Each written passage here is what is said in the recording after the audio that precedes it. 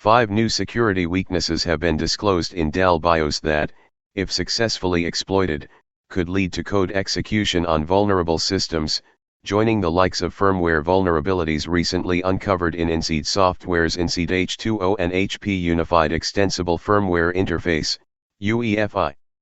Tracked as CVE 2022-24415, CVE 2022-24416, CVE 2022-24419, CVE 2022-24420, and CVE 2022-24421.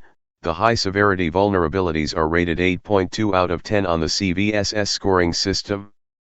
The active exploitation of all the discovered vulnerabilities can't be detected by firmware integrity monitoring systems due to limitations of the Trusted Platform Module, TPM, measurement. Firmware security company Binarly, which discovered the latter 3 flaws, said in a write-up.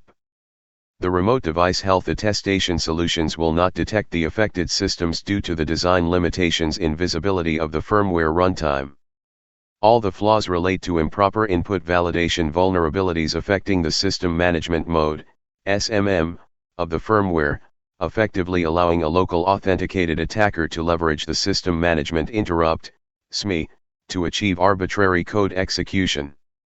System management mode refers to a special purpose CPU mode in x86 microcontrollers that's designed for handling system-wide functions like power management, system hardware control, thermal monitoring, and other proprietary manufacturer-developed code.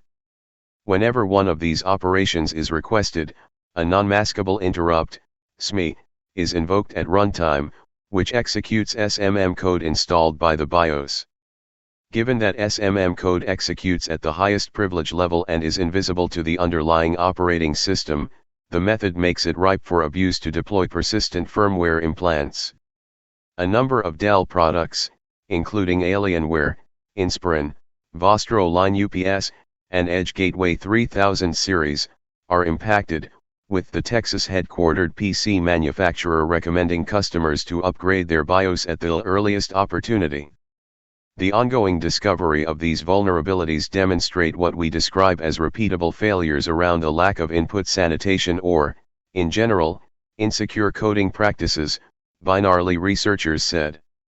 These failures are a direct consequence of the complexity of the codebase or support for legacy components that get less security attention, but are still widely deployed in the field.